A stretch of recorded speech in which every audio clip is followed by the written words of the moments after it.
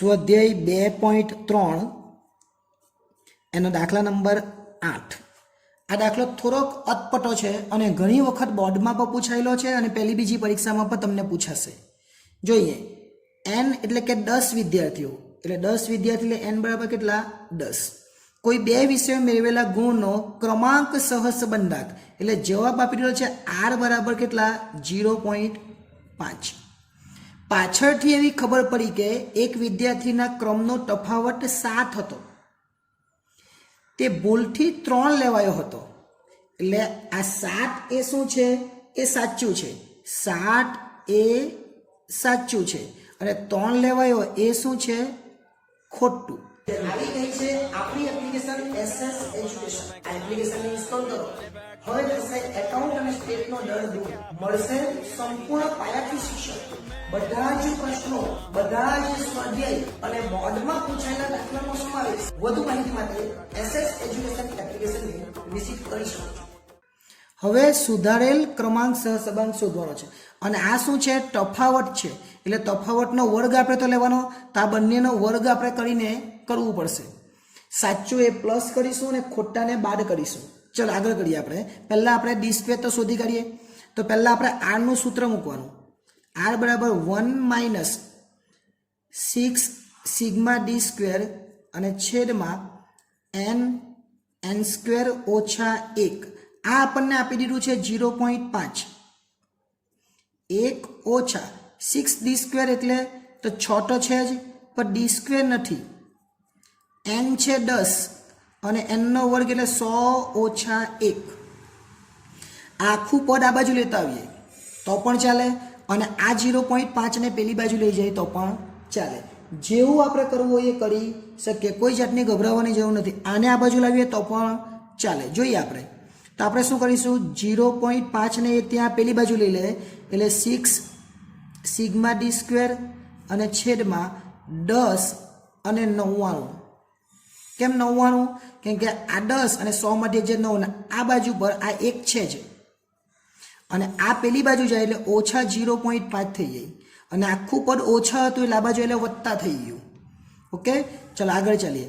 6 sigma D square અને છેદમાં 990 લખી દેવાના અને આ બાજુ 1 માંથી 0.5 જાય તો 0.5 આવે। અહીંયા સુધી તો ક્લિયર? તો હવે 6 માં ડી સ્ક્વેર મળી જવાનો, તો લખીએ સિગ્મા ડી સ્ક્વેર બરાબર 0.5 છે એના ગુણાકારમાં 990 ને લેવાના। આ ભાગાકાર છે એટલે ગુણાકારમાં જઈને આ ઉપર છે એટલે છેદમાં જશે એટલે ભાગ્યા 6।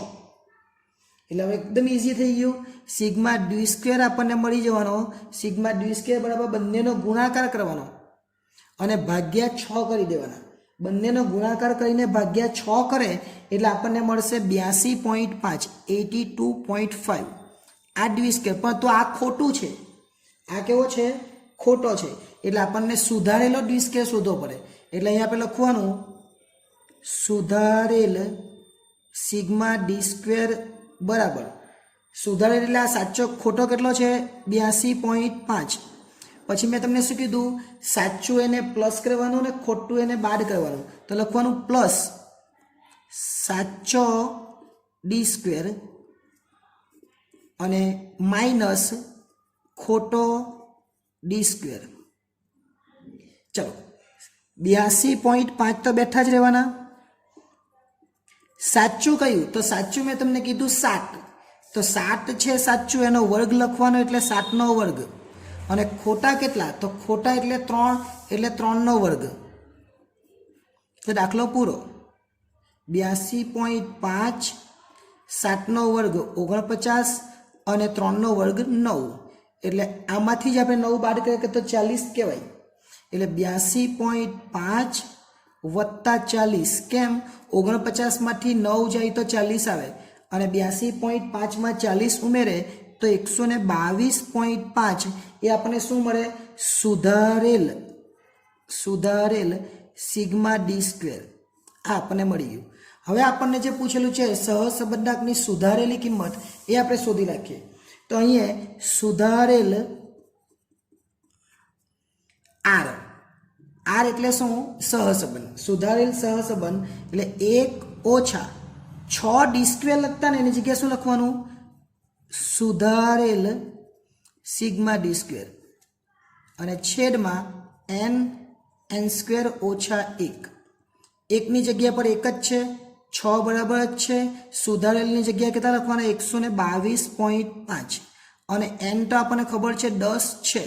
n નો વર્ગ છે 100, 10 નો વર્ગ એટલે 100 ઓછા 1 એટલે 1 ઓછા 6 ગુણ્યા 122.5 આપણે કરવાના. 6 ગુણ્યા 122.5 કરીએ એટલે 735 થાય અને છેદમાં 10 અને 99 લખી દેવાના. તો 1 ઓછા 735 ના છેદમાં 990 થાય કે 99 ગુણ્યા 10 કેટલા થાય? 990. તો 1 ઓછા 735 ભાગ્યા 990 એટલે 0.74 થાય. જો પાછળ કોઈ પોઈન્ટ આવે તો આપણે ધ્યાનમાં નથી લેવાના, જો 5 થી ઓછા હોય તો. એટલે આપણો છેલ્લો જવાબ આવે r બરાબર કેટલા? 1 માંથી 74 જાય તો 26 વધે એટલે 0.26 આ આપણો છેલ્લો જવાબ આવે. અને એને શું કહેવાય? આંશિક અથવા અંશતઃ ધન સહસંબંધ. આ દાખલો થોડોક અટપટો હતો, બધા કરતાં અલગ હતો. 2 વાર d² શોધ્યો, 1 વાર d² શોધી લીધો, ફરીથી સુધારેલો શોધ્યો અને પછી r શોધ્યો. એટલે આ દાખલો ખૂબ જ અગત્યનો હતો અને આવો દાખલો બોર્ડમાં ઘણી વખત પૂછાઈ ગયેલો છે.